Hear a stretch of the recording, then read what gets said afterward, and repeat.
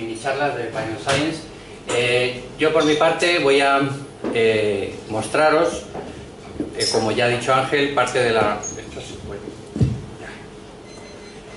investigación que estamos desarrollando en el instituto en torno a una línea que, como bien dice Ángel, va un poco de atrapar fantasmas, ¿no? Es decir, de conseguir ver cosas que, bueno, en superficie,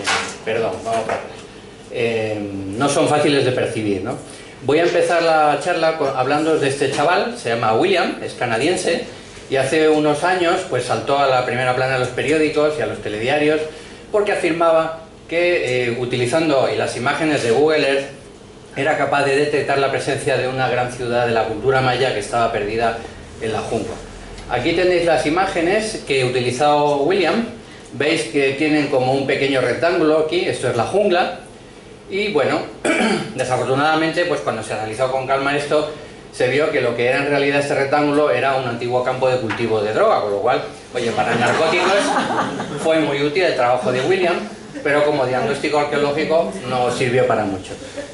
Bueno, es una pequeña historia que puede servir para pensar en este hecho, de que ahora la arqueología se sirve de un montón de imágenes, ¿no? de imágenes satelitales, fotografías aéreas, que de alguna manera pues rompen la imagen tradicional de en qué consiste la actividad de los arqueólogos, ¿no? La arqueología generalmente se asocia con ensuciarse las manos, excavar y encontrar tesoros. Cuidado, que no estoy diciendo aquí que la excavación no sea necesaria. Lo que voy a mostraros es que en la actualidad existen otras vías alternativas de conocer el pasado y de obtener información que puede ser muy útil. Además es que, bueno, estamos en crisis, ¿no? Y realmente esta imagen de la ciudad egipcia de Tanis, ¿no? Excavada por miles de operarios por un salario módico, pues es propia, pues eso, en aquella parte del mundo, pues a principios del siglo XX se hacía esto, ¿no? Pero eso es sencillamente inviable en la actualidad. Con lo cual, bueno, pues no podemos excavarlo todo y por lo tanto tenemos que recurrir a otros medios que nos complementen en la excavación para obtener datos útiles. Porque si no, bueno, la excavación es por definición pues lenta y costosa y además es destructiva. Es un problema, todos los restos que quedan expuestos a la luz quedan desprotegidos de la tierra que los cubría y tenemos que conservarlos, con lo cual a menudo pues no llegamos poco más que como mirar por la cerradura, ¿no? De grandes yacimientos, ver pequeñas zonas en las cuales podemos ver, tener una pequeña idea de cómo estaban organizadas, por ejemplo, ciudades romanas u otro tipo de antiguos asentamientos. Entonces, bueno, ¿en qué consiste esta otra forma de hacer arqueología? Pues yo creo que la mejor metáfora es la que nos da la medicina, ¿no? Vosotros sabéis que en Cáceres hay un centro que se llama Centro de Cirugía de Mínima Invasión, que se dedican, bueno, pues a explorar el interior del cuerpo humano, diagnosticar enfermedades con métodos no invasivos, métodos no agresivos que no requieran abrir el cuerpo con el consiguiente riesgo para la salud. Pues bueno, yo creo que en nuestro caso los yacimientos arqueológicos son nuestros pacientes, ¿no? Y lo que queremos es hacer un diagnóstico de qué es lo que hay bajo tierra utilizando procedimientos similares, que no requieran excavarlo todo. De hecho, a veces el paciente es directamente un objeto arqueológico, ¿no? Cuando se quiere explorar en detalle una momia egipcia, pues se lleva a un hospital y con el equipamiento que se usa para los pacientes se realizan tomografías para conocer el interior de esa momia sin necesidad de deshacerla y obtener información sobre qué tipo de persona era, qué vida tenía, enfermedades, en fin. Bueno, todos estos métodos, claro, no hay un único método, ¿no? Realmente no hay uno que sea la panacea, ¿no? En los medios de comunicación a veces pues se habla del georradar, del magnetómetro, pero lo importante que hay que entender es que son métodos que se complementan, es decir, cada uno nos da una imagen un poquito diferente del objeto que estamos investigando, ¿no? Por lo tanto, fusionando los datos que nos aportan todas las fuentes, componemos ya la imagen de conjunto de qué es eso que hay enterrado bajo tierra. Voy a empezar por la fotografía aérea, que es quizá de las técnicas que voy a hablar la más antigua, ¿no? Desde que se inventó el globo aerostático y la cámara, alguien lo juntó y se subió al cielo e hizo fotografías de un sitio arqueológico. Esto es un campo de cereal, esto será a inicios de mayo y no está lejos de aquí, esto es Magacela, cerca de aquí. ¿Veis que pasa algo raro en el cereal? ¿Veis cómo tenemos estas franjas oscuras y estas espigas, en cambio, pues eso, han espigado antes y están ya maduras? Bueno, esto la gente del campo, que no es tonta en absoluto, lo ha observado de toda la vida. Y claro, ¿qué explicación se le daba? Bueno, pues lo que os marco aquí. por ejemplo, en Italia, los campesinos italianos, cuando veían estas marcas en los campos de cultivo, decían, esto lo ha hecho el diablo, ¿no? Son los senderos del diablo, estas líneas, ¿no? Hay un caso muy curioso, quizás lo más antiguo que tenemos de atestiguar la observación de esto en el campo, que es este panfleto de Inglaterra del siglo XVII, donde se relata la discusión entre un propietario y un aparcero, discuten sobre el precio para segar un campo, y finalmente el propietario se cabrea y dice, bueno, pues que lo siegue el diablo, ¿no? Bueno, pues durante la noche, después de oír grandes prodigios y luces, el dueño se encuentra con la parcela unos extraños círculos dibujados en el campo. Claro, para la imaginación popular y la de ahora también, esos círculos pues son esto que veis aquí. Bueno, hay un manual para hacer este tipo de cosas en el campo, ¿eh? Si alguno se aburre, pero lógicamente y la explicación que se le da ahora no es el diablo, sino bueno, pues la Atlántida, que es muy socorrida. En cuanto hay dos círculos concéntricos seguidos es la Atlántida, fijo, o los extraterrestres, claro, que han hecho estos círculos en el cereal. La explicación es muy diferente y tiene que ver con la arqueología. Aquí tenéis un diagrama en el que se explica un poco lo que pasa. ¿Qué ocurre en el subsuelo de esos campos de cereal? Pues que a veces hay restos. Donde hay muros de construcciones antiguas, lógicamente las plantas pues tienen menos humedad, menos tierra, se estresan, como dicen los agrónomos, y crecen menos. ¿Qué ocurre donde hay una fosa o hay un basurero? Hay más materia orgánica, hay más humedad y todavía tardan más en madurar y se desarrollan más.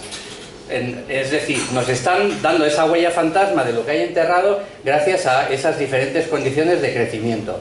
Aquí tenéis una imagen de cómo en algún campo de Inglaterra, no me acuerdo ahora que dónde, observaron este hecho, en esta zona crece más cereal. Bueno, pues excavaron una trinchera, pues efectivamente, ¿veis cómo había una fosa? Aquí había más tierra y las plantas se desarrollan más. Esta imagen es el mismo sitio que os he enseñado antes.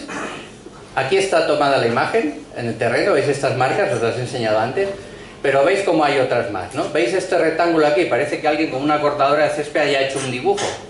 Pues no, es un campo de cereal en el que ha crecido de manera diferente porque aquí tenemos una construcción. El material que hemos visto en el campo es cerámica y material romano. Y por el tipo de forma que tiene, pues interpretamos que había un edificio aislado en lo alto de una loma de una granja de época romana. Y fijaos cómo de una sola imagen podemos captar cómo era ese sitio, ¿no? ¿Casos más espectaculares? Pues bueno, esto es Medina de las Torres, aquí también en la provincia de Badajoz.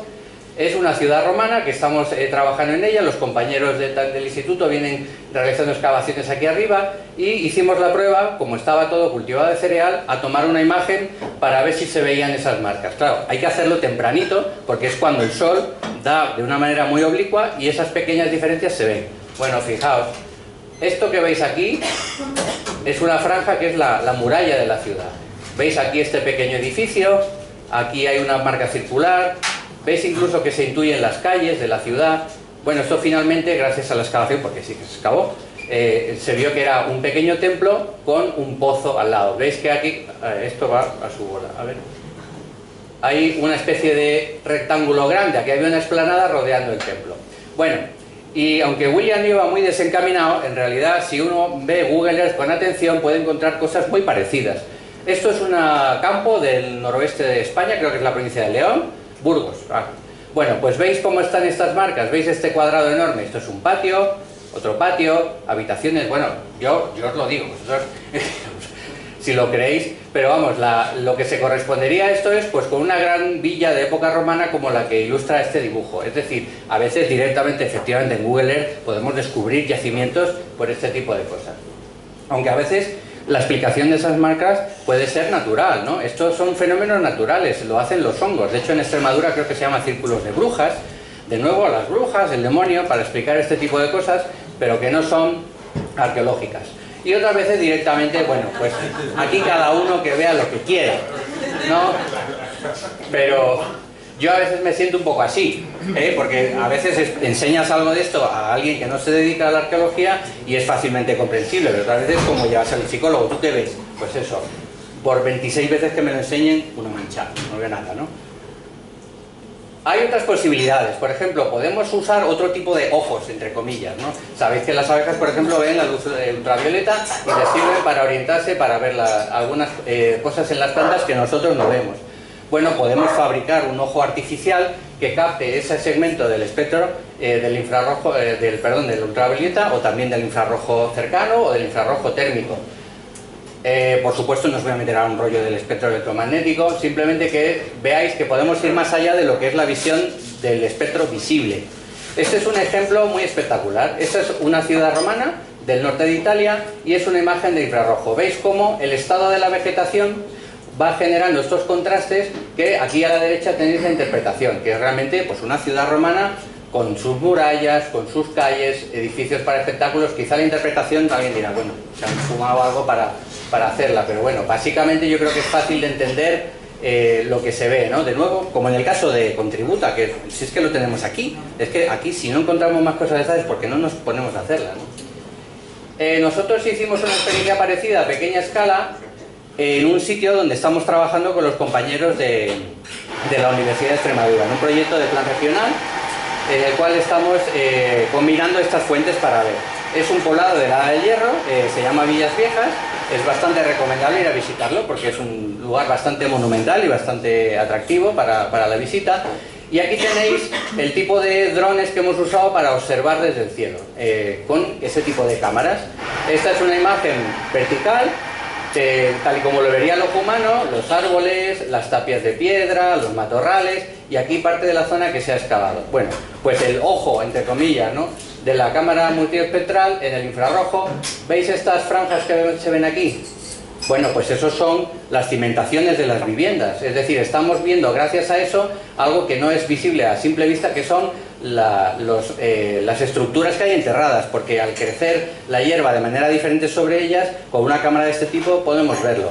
Y podemos compararlo con otro tipo de métodos. Esta es la misma zona, ¿veis?, con el resultado de otro método de prospección, que es la magnetometría. Este es el tipo de aparatos que utilizamos, es decir, no solo observar desde el cielo, sino también aplicar aparatos que nos registran la respuesta de las propiedades del suelo. ¿Veis cómo se corresponde bastante bien? ¿Veis estas franjas oscuras, no? Hostia, pues, perdón. Estos son... bueno, pues son los cimientos de las casas. ¿Qué ocurre? Que están a poca profundidad y entonces hay mucho contraste y se ven fácilmente por el registro de los valores que va grabando el aparato en cuestión, que en este caso es un magnetómetro, ¿no?, que capta diferencias en la susceptibilidad magnética del terreno.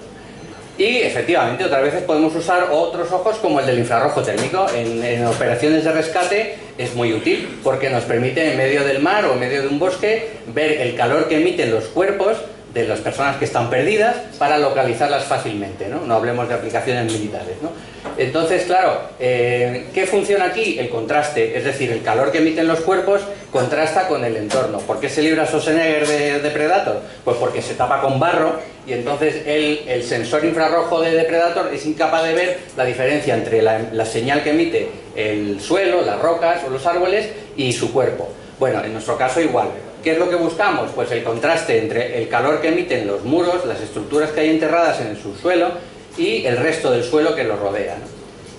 Aquí tenemos un ejemplo. Esto es otra vez Medina de las Torres, Contributa Julia.